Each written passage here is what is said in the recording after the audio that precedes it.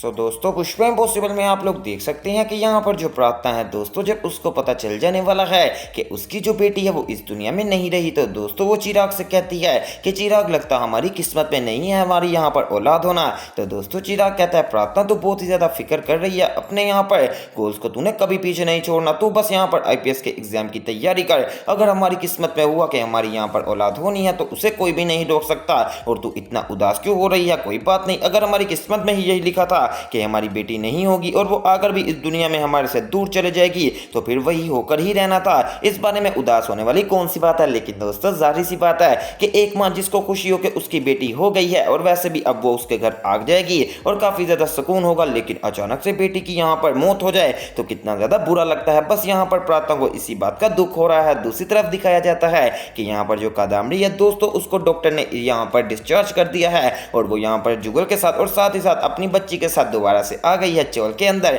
अब दोस्तों जैसे वो आते हैं तो काकू यहाँ पर उनका इस्तकबाल करने के लिए सामने खड़ी हो जाने वाली है और सबसे पहले यहाँ पर कादम्बरी की बेटी को देखती है और कहती है कि ये तो सेम टू सेम यहाँ पर जुगल जैसी लग रही है। तो दोस्तों कादम्बरी कहती है कि काकू मेरे जैसे भी तो लगती है, बस आप बता नहीं रहे। तो दोस्तों काकू यहाँ पर हंसने लगती है और कहती है अबे ठीक है, तुम दोनों ही माता पिता हो, तुम दोनों जैसी है, चलो इस बात को छोड़ो, अब आओ घर में, तुम लोगों का हम कितनी देर से वेट कर रहे हैं। अब दोस्तों यहाँ पर काकू जो कादम्बरी है उसको लेकर सीधा अंदर आ जाने वाली है और साथ ही साथ यहाँ पर जो जुगल है वो भी उनके साथ अंदर आ जाने वाले हैं। अब दोस्तों यहाँ पर जो काकू है वो सबसे पहले तो कादम्बरी से उनकी बच्ची पकड़ती है और कहती है कि सबसे पहले काकू इसको अपनी गोद में उठाएगी और इसके लिए बहुत ही ज्यादा प्रार्थना करेगी कि ये जल्द से जल्द इसके यहाँ पर नसीब भी अच्छे हो और वैसे भी ये बहुत ही ज्यादा किस्मत वाली हो। अब दोस्तों जुगल भी देखकर काफी ज्यादा खुश होने लगता है और जुगल कहता है ठीक है काकू, अब आपका हो गया तो मैंने अपनी बेटे के लिए स्पेशल झूला भी बनवाया है, मैं इसको जरा जाकर झूले में डाल देता हूँ। तो दोस्तों साथ ही पुष्पा कहती है तो मैं भी यहाँ पर अश्विन के बेटे को उस झूले में डाल देती हूँ, दोनों बहन भाई इकट्ठे रहेंगे तो कितना ज्यादा मजा आएगा। अब दोस्तों यहाँ पर पुष्पा अपने यानी कि अश्विन के बेटे को भी डाल देने वाली है उसी झूले में और साथ ही कादम्बरी भी अपनी बेटी को उसी झूले में डाल देती है और दोस्तों ये सब देखकर अश्विन काफी ज्यादा मुस्कुराने लगता है। वैसे दोस्तों मुझे सच में काफी ज्यादा खुशी हुई है कि अश्विन के चेहरे पर भी कोई मुस्कुराहट आई, क्योंकि कुछ दिनों से तकरीबन यहाँ पर अश्विन काफी ज्यादा उदास उदास रह रहा था। अब दोस्तों जो कादम्बरी है वो कहती है अरे पुष्पा बहन ये देखिए ना, ये आपकी तरफ देख रही है, जरा मेरी बेटी को उठा लीजिए। अब दोस्तों पुष्पा यहाँ पर आगे बढ़ती है और कादम्बरी की बेटी को उठा लेने वाली है और जैसे यहाँ पर कादम्बरी की बेटी को उठाती है तो दोस्तों कादम्बरी की बेटी सच में काफी ज्यादा पुष्पा के पास आकर खुश होने लगती है। तो कादम्बरी कहती है कि लगता आपको पहचान गई है। तो साथ ही जुगल कहता है अरे पहचाने की भी कैसे, क्योंकि यहाँ पर उसको पता ना कि ये वो पुष्पा इम्पॉसिबल है जो हर इम्पॉसिबल काम को पॉसिबल कर देती है। अब दोस्तों यहाँ पर कादम्बरी कहती है कि ये देखो मैंने इसके हाथ के ऊपर काला धागा भी बंधा हुआ था कि इसको नजर न लगे। तो दोस्तों पुष्पा कहती है हाँ हाँ बात तो तुम्हारी ठीक है, वैसे भी तुम्हारी बेटी बहुत ही ज्यादा खूबसूरत है और साथ ही साथ मेरे अश्विन का बेटा भी, ले अश्विन तू भी अपना बेटा उठा और जरा इसको गोद में लेकर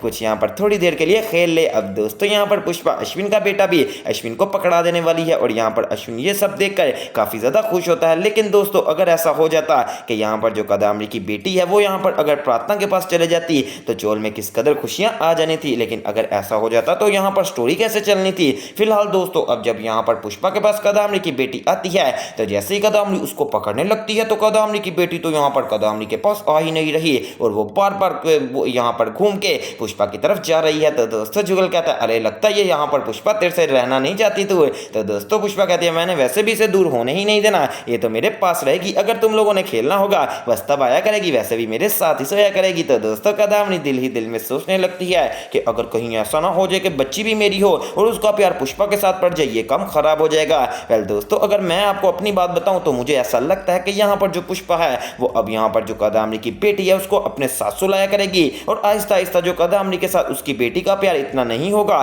जितना कि उसका पुष्पा के साथ प्यार बढ़ जाएगा। अब दोस्तों जुगल ये सारा सीन देखकर कहता है अरे वाह पुष्पा, ये तो तेरा बचपन से ही प्यार हो गया इसके साथ, अब मुझे तो लगता है कि आने वाले चंद महीनों या फिर सालों में ये तो तेरे बगैर रहना ही नहीं चाहेगी। अब दोस्तों कादम्बरी जब अपनी बेटी को उठाती है तो वो सोचती है कि कहीं ऐसा तो नहीं कि मेरी बेटी मुझसे दूर जा रही है। तो साथ ही कादम्बरी कहती है अरे लगता है ये बस मेरा वहम होगा, छोड़ो इस बात को। दूसरी तरफ दोस्तों दिखाया जाता है कि यहाँ पर जो दीप्ति है वो अपने बेटे को झूले में डालकर उसको झूला दे रही होती है कि इतनी ही देर में यहाँ पर आ जाने वाली है स्वरा। और दोस्तों स्वरा कहती है मम्मा क्या मैं भाई को उठा सकती हूँ। तो दोस्तों साथ ही दीप्ति कहती है अरे नहीं बेटा, अभी वो बिल्कुल छोटा है, जब थोड़ा सा बड़ा हो जाएगा ना फिर मैं आपको पकड़ा दिया करूंगी, आप जहाँ पर मर्जी ले जाया करना। तो दोस्तों अब यहाँ पर जो स्वरा है जाहिर सी बात है तो बच्ची ना जरा बात दिल पर ले लेती है और कहती है कि नहीं मम्मा मामा इसका मतलब ये है कि आप लोग तो मुझे पकड़ाना ही नहीं चाहते। तो दोस्तों पीछे से ही पुष्पा इम्पॉसिबल आ जाती है और वो कहती है कि स्वरा बेटा खुद ही से यहाँ पर अपनी बातें ना सोचा करो, जो बात हमने तुम्हें कही है वो बात मान लो, जब थोड़ा सा बड़ा होगा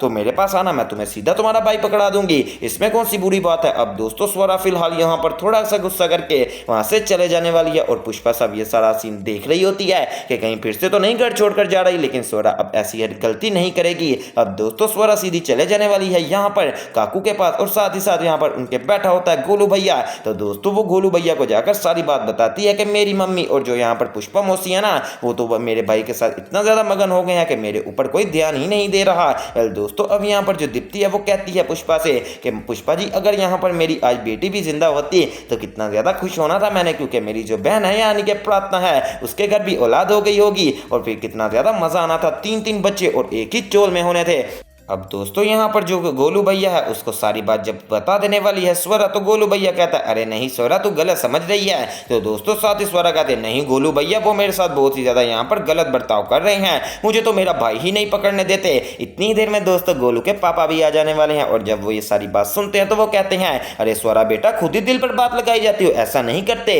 ये बहुत ही ज्यादा घटिया हरकत है, ऐसा अगर तुम सोचोगी फिर तो तुम्हारे दिल में अपने मम्मी पापा के लिए ही यहाँ पर नफरत पैदा हो जाएगी। हालांकि तुम्हें तो ये सोचना चाहिए कि वो तुम्हारा छोटा भाई है और तुम्हारे मम्मी पापा के साथ साथ तुम भी उसका ख्याल रखो, लेकिन ये क्या तुम तो मुकाबले कर रही हो। तो दोस्तों जब गोलू के पापा यहाँ पर समझाते हैं स्वरा को तो स्वरा अब थोड़ा सा समझ जाने वाली है कि ये बिल्कुल ठीक कह रहे हैं, क्योंकि गलती तो यहाँ पर स्वरा की है ना, जाहिर सी बात है छोटे बच्चे को ज्यादा केयर की जरूरत होती है, इसलिए आजकल जो दीप्ति है वो इसलिए यहाँ पर स्वरा की तरफ ध्यान नहीं दे रही, लेकिन स्वरा को ये लग रहा है कि जैसे उसकी मम्मी जानबूझकर उसको अपने से दूर कर रही है। अब दूसरी तरफ दोस्तों दिखाया जाता है कि यहाँ पर जो दीप्ति है क्या उसके बच्चे का सच्चाई पता चलेगी, क्योंकि दोस्तों आपको बताता चलूं कि यहाँ पर जो कदामनी ने नर्स हायर की थी ना और उसने जो आगे से बंदा था दोस्तों वो बंदा यहाँ पर पकड़ा गया है और वो बंदा अब मान नहीं रहा कि बच्ची किसने चुराई है। अगर उसको थोड़ी बहुत मार पड़ी और उसने कदामनी का नाम ले दिया कि इसने हमें पैसे दिए थे या फिर कदामनी की नर्स का नाम ले दिया कि इन्होंने मुझे कहा था ये काम करने को, तो आखिरकार दोस्तों क्या वो यहाँ पर सारी सच्चाई बता देगा कि मैंने वो बच्ची लाकर कदामनी जी को दिया और वो बच्ची किसी और की नहीं बल्कि यहाँ पर दीप्ति की है। दोस्तों अगर तो यहाँ पर ये बात पता चल गई ना जुगल को, तो जुगल क्या गलत हालत करेगा, वो भी कदामनी की। ये बात तो आप लोग सोच भी नहीं सकते, क्योंकि मुझे पूरा यकीन है कि पहले जुगल इतना बड़ा झूठ जब कदामनी का सबके सामने आया था तो तभी जुगल इतना गुस्सा हो गया था, और अगर इस बार इसने अपनी कोक का मजाक बना लिया तो फिर तो जुगल बहुत ही ज्यादा आपे से बाहर हो जाएगा और कहेगा कि ये औरत का तो इस चोल में रहना बनता ही नहीं है। वेल दोस्तों अब आने वाले एपिसोड्स में बहुत ही ज्यादा इंटरेस्टिंग अपडेट्स आने वाली हैं जो कि देखना मिस मत कीजिएगा, और इस तरह की मजीद अपडेट सबसे पहले देखने के लिए मेरे चैनल स्पाइसी एंटरटेनमेंट को सब्सक्राइब करें और वीडियो को ज़्यादा से ज़्यादा शेयर करें। तो दोस्तों मिलते हैं एक न्यू वीडियो में न्यू अपडेट के साथ।